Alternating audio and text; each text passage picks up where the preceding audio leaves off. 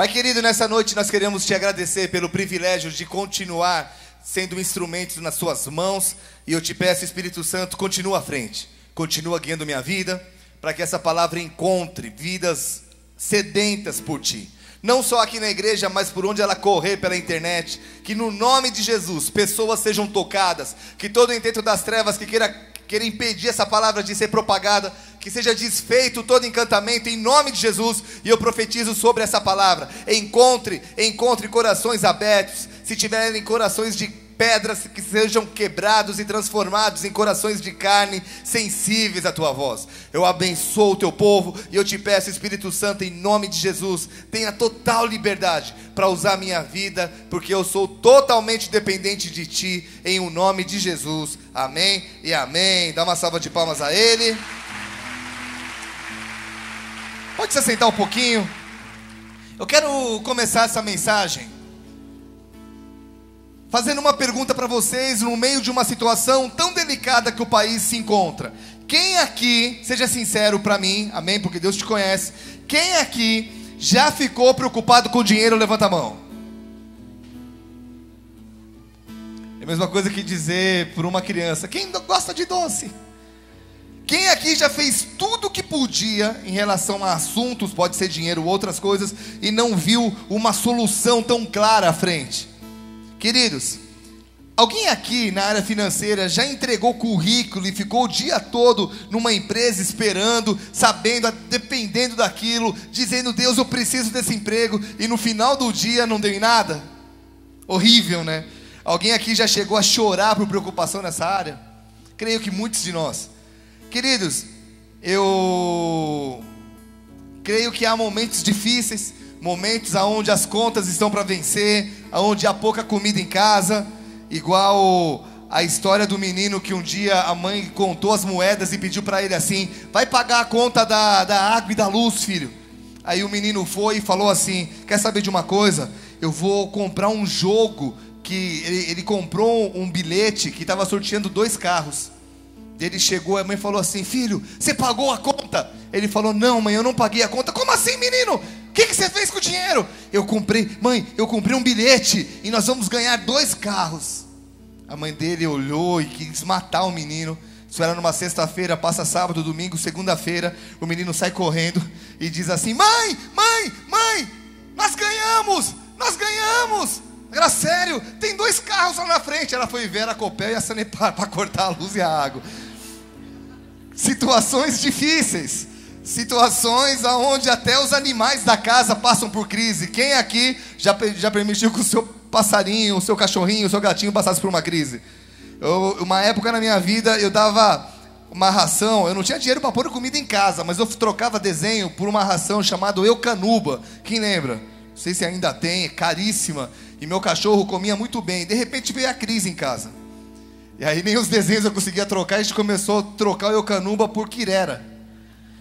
E o cachorro não queria comer, né? Eu falei: cara, se você não comer, você vai morrer de fome, cara. Entra na crise. Pensa um cachorro que jejuava, gente.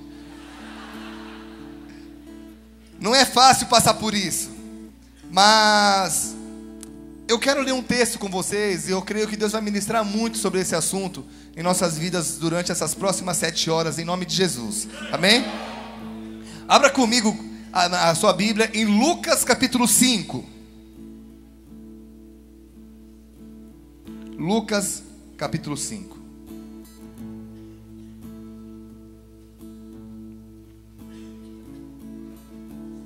Vamos lá? Aconteceu o quê? Ao apertá-lo a multidão para ouvir a palavra de Deus, estava ele junto ao lago de Genezaré, e viu 2 barcos junto à praia do lago. Mas os pescadores, havendo desembarcado, lavavam as redes. Entrando em um dos barcos, que era o de Simão, pediu-lhe que o afastasse um pouco da praia, e assentando-se ensinava do barco as multidões. Quando acabou de falar, disse a Simão: faze-te ao largo e lançai as vossas redes para pescar. Respondeu-lhe Simão: mestre, havendo trabalhado toda a noite, nada apanhamos, mas tudo bem, sob a sua palavra lançarei as redes. Isto fazendo, apanharam grande quantidade de peixes, e rompiam-se-lhe as redes. Então fizeram sinais aos companheiros do outro barco, para que fossem ajudá-los. E foram e encheram ambos os barcos, a ponto de quase irem a pique. Vendo isto, Simão Pedro prostrou-se aos pés de Jesus, dizendo: Senhor, retira-te de mim, porque eu sou pecador. Pois à vista da pesca que fizeram, a admiração se apoderou dele e de todos os seus companheiros, bem como de Tiago e João, filhos de Zebedeu, que eram seus sócios. Disse Jesus a Simão: Não temas, doravante serás pescador de homens. E arrastando eles os barcos sobre a praia, deixando tudo, o seguiram. Amém? Queridos, a Bíblia nos conta a história de Pedro, e conta nessa parte aqui que Pedro estava na praia lavando as redes, porque a noite havia sido muito difícil. Um pescador, quando ele está lavando as redes, é porque ele simplesmente acabou o trabalho dele. É porque ele está dizendo: cara, não tem mais o que fazer, vou lavar as redes, eu vou para a minha casa. É o final de turno, era a parte final do trabalho. E eles viviam da pesca. Só que eles passaram a noite inteira e nada de peixe. E para muitos, a pescaria é algo para relaxar. Há muitos adesivos de carros que dizem isso, né? Tá estressado, vai pescar. Eu não sei se isso é real, porque eu nunca pesquei na minha vida. Quem aqui gosta de pescar? Relaxa mesmo? Quem acha que sim? Tem um amigo que foi pescar num lago lá em Londrina e relaxou tanto que ele dormiu e caiu com a cadeirinha na frente do lago. Eu estava chegando nessa hora. Aí falaram: cara, isso relaxa muito, né? Estou longe disso, mas vamos lá. No caso de Pedro, a pescaria não era para relaxar. Se ele não pescasse, a família dele passaria por dificuldades. Se ele não pescasse, ele não tinha como pagar a escola dos filhos. Se ele não pescasse, não tinha como pagar a conta do cartão que estava nas mãos da mulher e da sogra. Porque a sogra dele foi curada por Jesus, você sabe disso, né? E quando Jesus curou a sogra de Pedro, ele deve ter falado: Deus, o senhor sabe o que está fazendo? Mas, se caso à parte, Pedro, na real, a pesca era o sustento da família, de várias famílias, inclusive a de Pedro. Agora imagina a mente dele. Tenta imaginar ele tentando pescar e as horas passando e nenhum peixe. Pense nas possibilidades se esgotando. Imagine lá pelas 4, 5 da manhã o desespero começando a bater no coração, dizendo: cara, eu tenho contas. Cara, ainda mais quem trabalha por conta sabe o que eu estou falando. Tem dia que você tem que ganhar um certo valor porque você tem que pagar algo. E não tem como não receber. Você tem que fazer. E aí ele devia estar pensando: meu Deus, eu não posso chegar em casa sem nada. Minha família depende disso. Meu Deus, o que está acontecendo? Pela manhã, já pensando em como queria pagar o empréstimo ali do Jerusalém Bank. Ou como pedir um empréstimo, a desculpa que ele ia dar para o gerente das casas Belém, que tem as Bahia e tem as Belém. Ele tinha comprado uma geladeira na época, com um peixe de entrada e 24 vezes. E ele dizendo: meu Deus, como é que eu vou pagar isso? Pensa em como ele ia pagar as contas dele. Estava cheio de preocupações. Presta atenção nesse momento. Cheio de preocupação, cheio de conta, cheio de dificuldade, de dúvida em relação ao próximo dia. E de repente chega um homem barbudo, cabeludo, entra no barco dele e diz o seguinte, Lucas 5, versículo 3: entrando num dos barcos, que era o de Simão, pediu-lhe que o afastasse um pouco da terra, e assentando-se ensinava do barco a multidão. Eu fico imaginando Pedro dizendo: só me faltava essa. Cara, eu já estou sem grana, já estou sem trabalhar. Aí chega um maluco, pede meu barco emprestado para ficar ensinando os outros. Porque até então ele não era o discípulo de Jesus.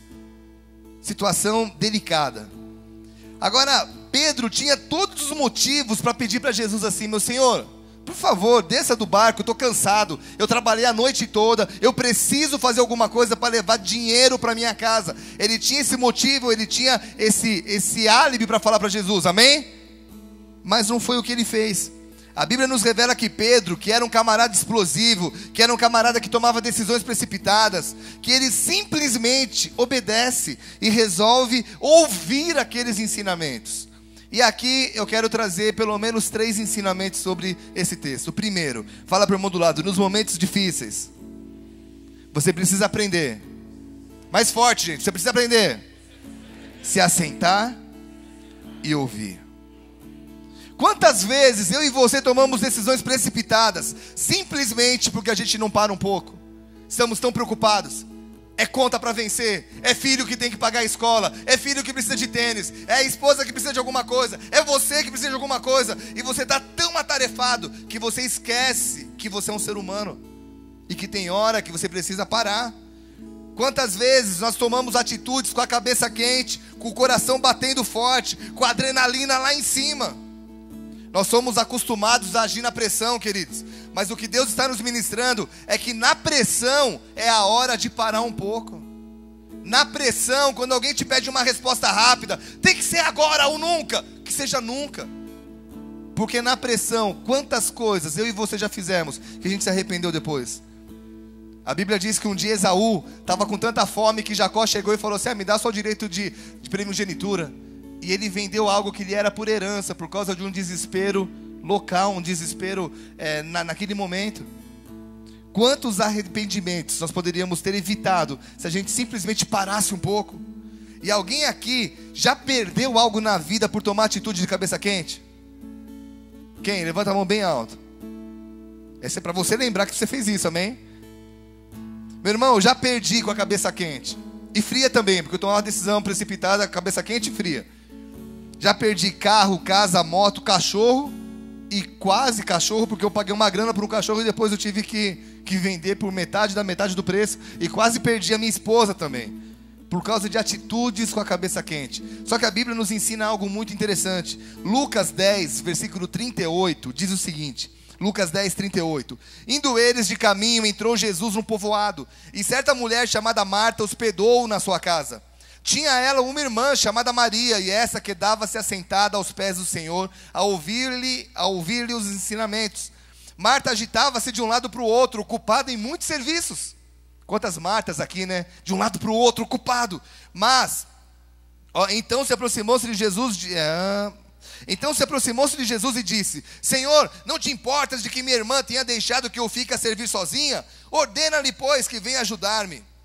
Respondeu-lhe o Senhor: Marta, Marta, andas inquietas e te preocupas com muitas coisas. Entretanto, pouco é necessário, ou mesmo uma coisa só. Maria escolheu a melhor parte, e essa não será retirada. Meu irmão, tem hora que você precisa entender que a melhor coisa que nós podemos fazer, que você e eu podemos fazer, é parar e orar. É nos assentar e descansar um pouquinho. É nos assentar e entregar as nossas preocupações. Há um tempo atrás, eu já falei isso aqui várias vezes. Eu estava preocupado sobre uma situação e eu falei: Deus, por que eu continuo preocupado se eu já te entreguei essa situação? E Deus me deu uma mensagem chamada: a diferença entre entregar e descansar. Querido, eu vou repetir uma frase dessa mensagem. Quando você entrega algo para Deus, você não demonstra a sua fé, você demonstra o seu desespero. Não deu certo do meu jeito, então Deus, faz do seu. Mas você demonstra a fé quando você diz: Deus, eu já entreguei e agora eu vou descansar. Só que descansar não é tão fácil. Entregar já é difícil, mas descansar é muito pior. Queridos, quando eu me mudei para Curitiba, estou falando de 94, final de 94, mas em 95 especificamente, eu trabalhava com grafite, eu fazia desenhos em escolas, e qualquer coisa que eu conseguisse fechar o trabalho na época, eu fazia desenho em tudo. E eu estava com o meu álbum de desenho embaixo do braço, e andando, meu irmão, pensa num cara que andava para cima e para baixo nessa cidade. E era muito legal voltar para casa sabendo que eu tinha um serviço no outro dia. Mas quantas vezes isso não aconteceu? E eu era solteiro, dependia desse trabalho para comer. E quantas vezes, eu não sei te falar quantas, mas foram muitas, que lá naquela Assembleia de Deus que tem na frente, perto do Shopping Miller, quem sabe a Assembleia Central, quantas vezes eu parava lá, entrava na igreja e dizia: tem alguém para falar comigo? Aí, até hoje eu sou amigo de um pastor que na época me atendia, Jean Porto. Mas quantas vezes esse cara me parou e: vamos orar, cara. Eu não saía com emprego, não saía com dinheiro, mas eu saía confortado, com mais força. Vocês estão aqui? Meu irmão, eu quero te fazer uma pergunta. Quem está aqui diz amém bem forte. Vou fazer uma pergunta para você. O que você tem feito? Como você tem agido nos dias de tensão? Eu falei de uma área só, tá? Falei só de finanças. Às vezes a vida sentimental mexe mais que finanças. às vezes, a incerteza do futuro. A pergunta que eu te faço é: como você age quando a tua vida não está no controle das suas mãos? Como você age? Você precisa aprender que não há lugar mais seguro e mais confiável do que se assentar aos pés de Jesus nesse momento. Pedro, ele deve ter ouvido aquelas palavras, e aquelas palavras devem ter entrado no coração dele, porque a atitude que Pedro teve depois desse encontro foi completamente diferente. Ele não estava mais nervoso, ele não estava ansioso, mas agora ele estava olhando e ouvindo o Senhor Jesus ensinar. Queridos, quem está aqui mesmo? Tem hora que você olha para o relógio e você diz assim: eu não tenho tempo para parar. Se eu parar é dinheiro que deixa de entrar. E quantas pessoas que eu conheço que falam isso e continuam na mesma situação?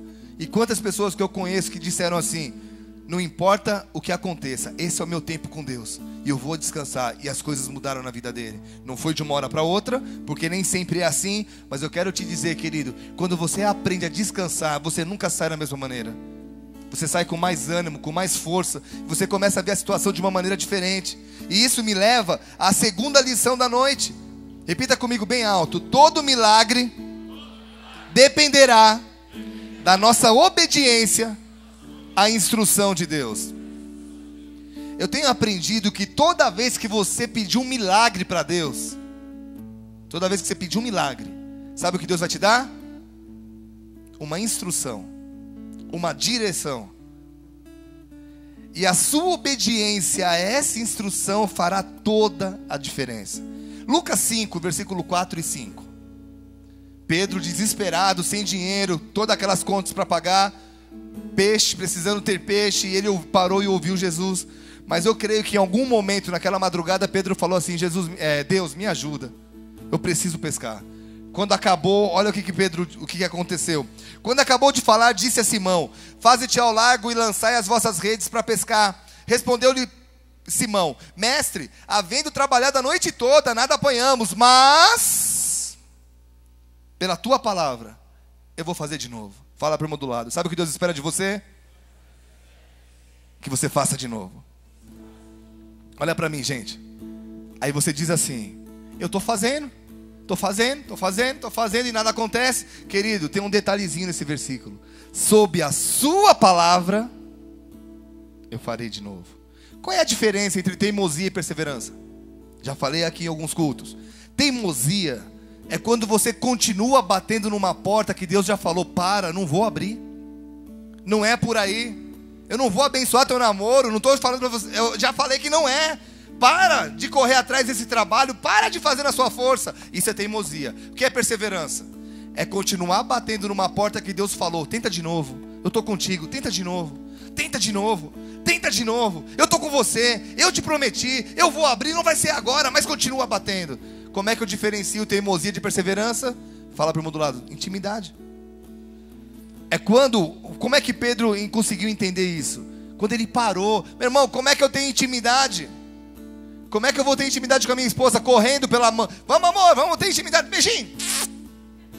Não é quando a gente faz sexo. Não, quando a gente primeiro para. Amém? Eu vou nem entrar nesse assunto. Mas, meu irmão, fala para o irmão do lado: tem hora que tem que parar.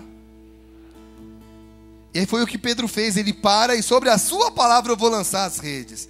Pedro poderia ter tentado provar para Jesus: Jesus, não deu certo, eu já fiz. Quem conhece pessoas do não vai dar certo? Tudo que você fala que você vai fazer: não vai dar certo, já tentaram, já tentei. E quem tinha mais autoridade para falar sobre isso? Pedro, que era pescador, ou Jesus, que era marceneiro? Quem entendia mais de pesca? Pedro ou Jesus? Sabe o que isso me ensina? Que tem hora que mesmo você achando que é mais esperto que Deus, Ele vai te mandar fazer uma coisa que você já fez. Mas eu já fiz. Faz de novo, filho. Nessa hora, quando você prova: Deus, eu não sou mais esperto que o Senhor. Se o Senhor está mandando fazer de novo, nem que seja a 20ª vez, eu vou fazer de novo. Glória a Deus pelos 2 améns. Pedro, ele estava preocupado antes, ele só responde para Jesus: eu já tentei do meu jeito, mas agora eu vou tentar do seu. E você percebe que Pedro não ficou discutindo com Jesus, como muitos fazem hoje. Queridos, Jesus mandou Pedro, olha para mim, Jesus mandou Pedro ir fazer cadeira e mesa? Sim ou não? Jesus mandou Pedro ir vender carro numa concessionária? E vender camelo na outra? No camelódromo? Jesus mandou Pedro, sei lá, fala uma profissão aí, e estudar para uma outra e mudar de profissão? Sim ou não? Jesus mandou Pedro fazer a mesma coisa. Meu irmão, isso é muito delicado, sabe por quê? Porque às vezes você diz isso para Deus: Deus, eu faço isso há tantos anos, Deus. Meu pai fez isso, meu avô fez isso, e agora você está me mandando fazer isso de novo. Eu abri uma coisa que Deus falou aqui agora, que eu senti Ele falar. Quantas pessoas que o avô e o pai têm uma empresa, e o filho vê que não está dando certo, vai para um outro lado, sente que tem que voltar, mas não volta, porque diz: nunca deu certo com o meu avô. E às vezes é a ideia que Deus vai dar para o filho, que vai fazer a empresa prosperar. Vocês estão aqui? Tem várias histórias assim, de filhos que chegaram e disseram: pai, posso fazer do meu jeito? Posso tentar fazer umas mudanças?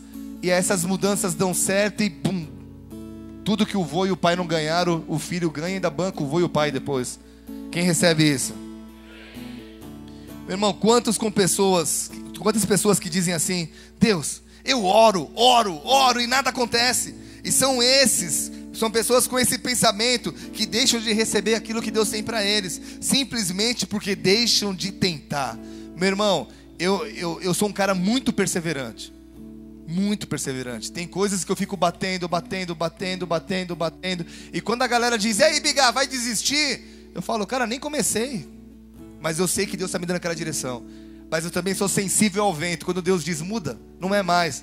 Eu não tenho problema nenhum de alguém dizer assim: ué, não vai continuar? Cara, quando Deus sopra para o outro lado, nós precisamos obedecer, precisamos ouvir. E querido, mas para isso nós precisamos sentar, descansar e ouvir. Só depois tentar de novo. Muitas vezes, fala para o irmão do lado, muitas vezes o resultado demora. E sabe qual é o problema? Nós estamos numa geração onde tudo tem que ser rápido. Quem é da época das cartinhas? Mandava cartinha para namorada. Quem é da época? Levanta a mão. Tem gente que não está levantando a mão. Eu te conheço, meu irmão. Levanta a mão. Você mandava cartinha, Eric? Não mandava, Eric. Eu fico vendo você chorando quando eu recebia a carta. Cartinha, colocava perfume. Quem era daquela que colocava perfume? Mandava. A carta viajava, ia para uma cidade. Aí você não podia nem ficar ansioso, porque você não sabia se a carta tinha chegado, né? Você fica ansioso. Aí a carta demorava. Quando voltava, você quase morria. Meu Deus. Aí você lia e escrevia de novo, mandava. Hoje você manda um WhatsApp, e quando a pessoa visualiza ali o azul, dá azul, e ele não te responde, como é que você fica?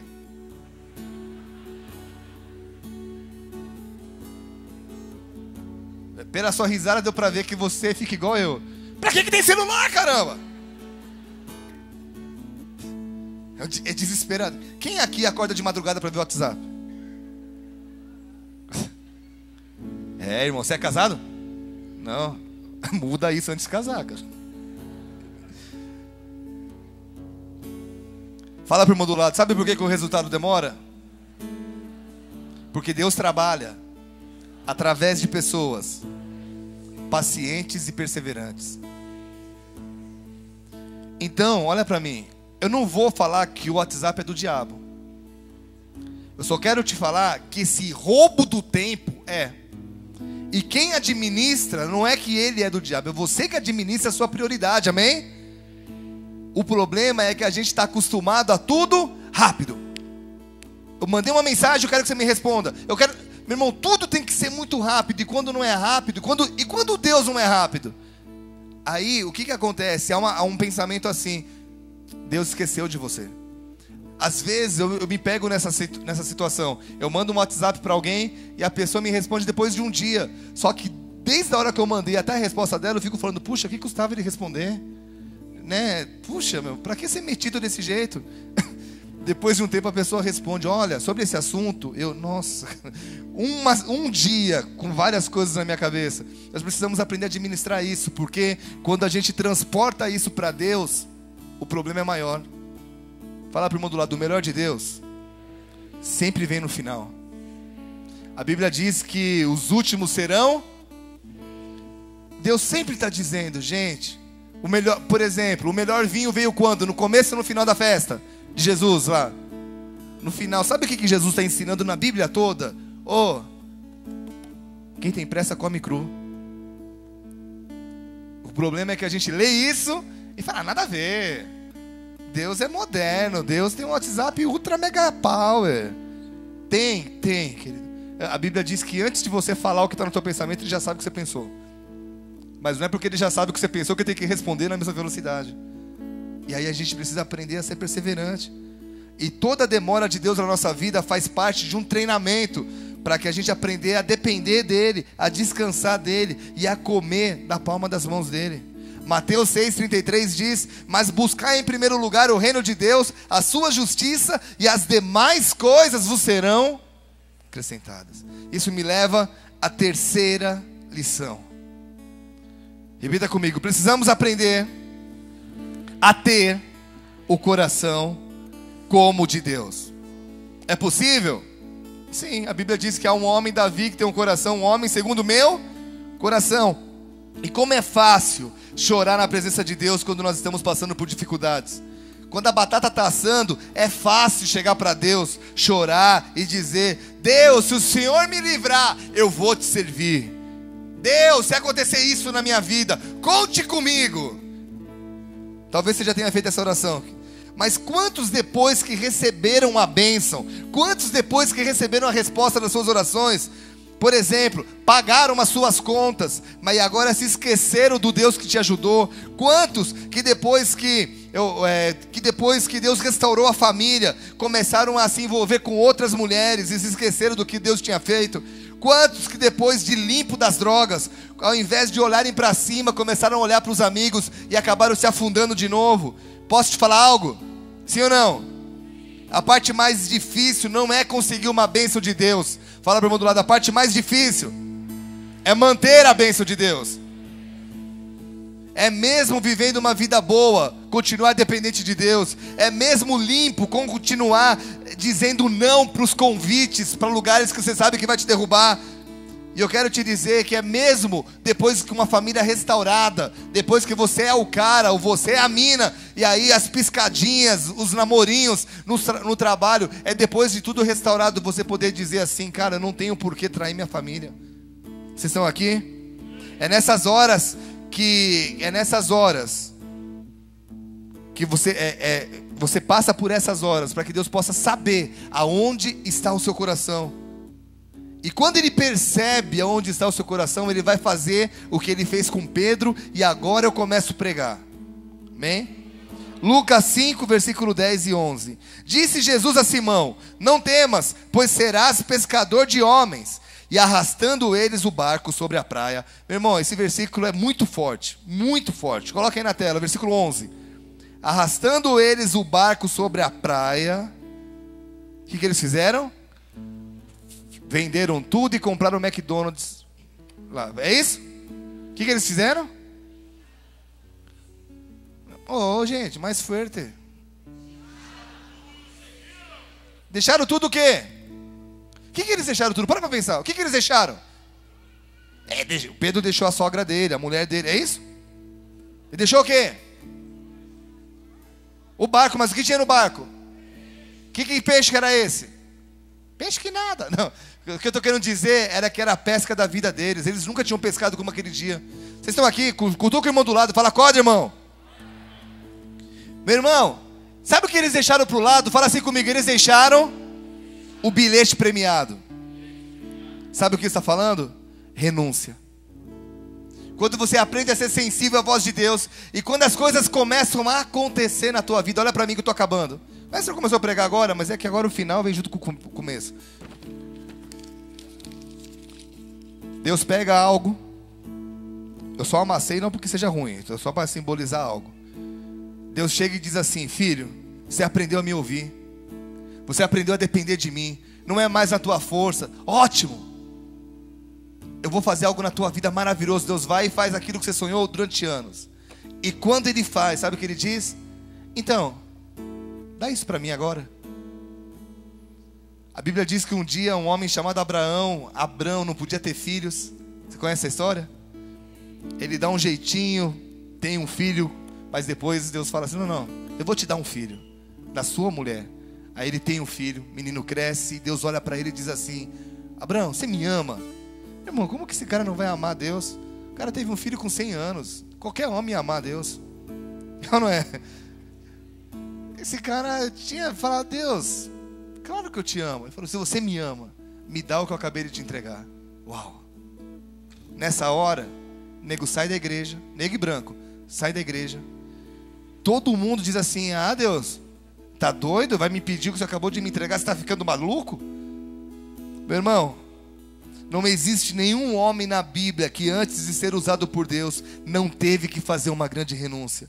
E nessa renúncia você vai ter que provar e não apenas falar que Deus é a pessoa mais importante para você. E isso, repita comigo, isso dói. Você quer ver quando a renúncia é de Deus? Quando Ele te pedir algo que você disser assim, isso? Pode ser aquilo? Mateus 16, 24. Então disse Jesus aos seus discípulos, se alguém quiser vir até mim, renuncie-se a si mesmo, tome sobre si a sua cruz e siga-me. Meu irmão, como é que alguém vai renunciar a si mesmo se o cara está correndo atrás de 1000 coisas? É por isso que Deus te ensina a descansar. Porque quando Ele for te pedir algo que vai trazer a tua promoção, Ele vai precisar de toda a sua atenção. Vocês estão aqui, gente? E quando você resolve obedecer a Deus, repita comigo, isso envolve uma fé absurda. A pergunta que eu te faço, o que é fé?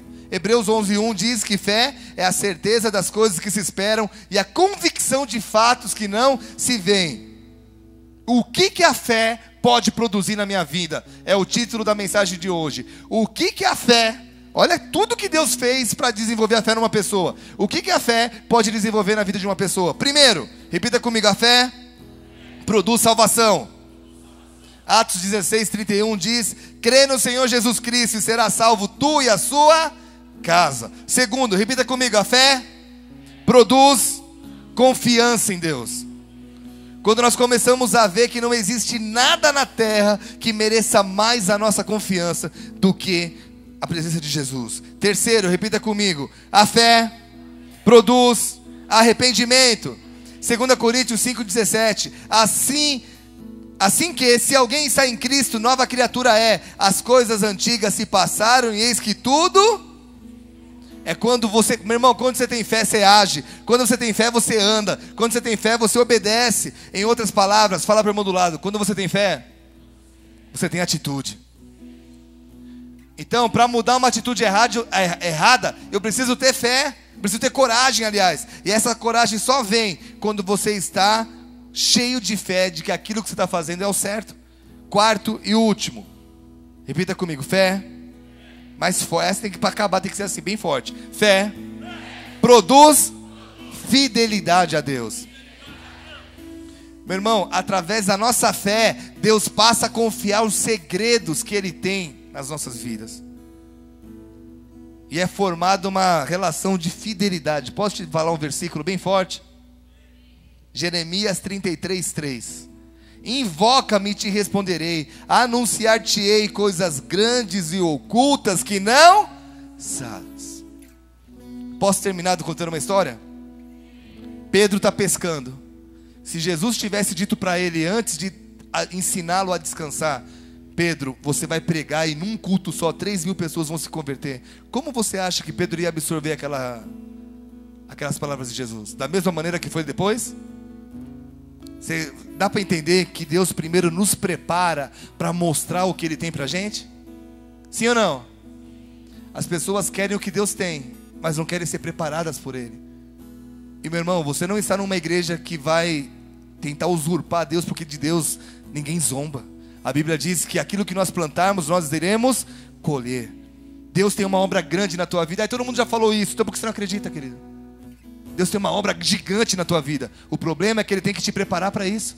Se Ele faz o que Ele tem sonhado com a tua vida agora, Ele te perde.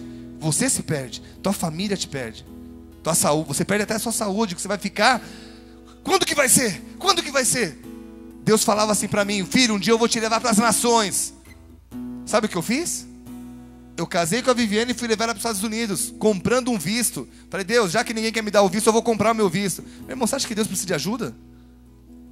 Aí não deu certo, perdemos o carro que a gente tinha acabado de comprar, perdemos um monte de coisa. Por quê? Porque a gente quis agir na nossa força. Aí quando Deus percebeu que não dava para ficar falando muita coisa para mim, Ele falou: deixa eu tratar esse menino primeiro. Meu irmão, Deus trata pessoas ansiosas. E eu ouço muita gente na igreja dizendo: ah, eu sou muito ansioso. E diz bonito, acha que é bonito ser feio. Não é. Ah, eu sou muito ansioso. Querido, trate essa ansiedade, porque você não vai provar o melhor de Deus enquanto você não aprender a ser perseverante. Feche seus olhos e abaixe tua cabeça um pouquinho.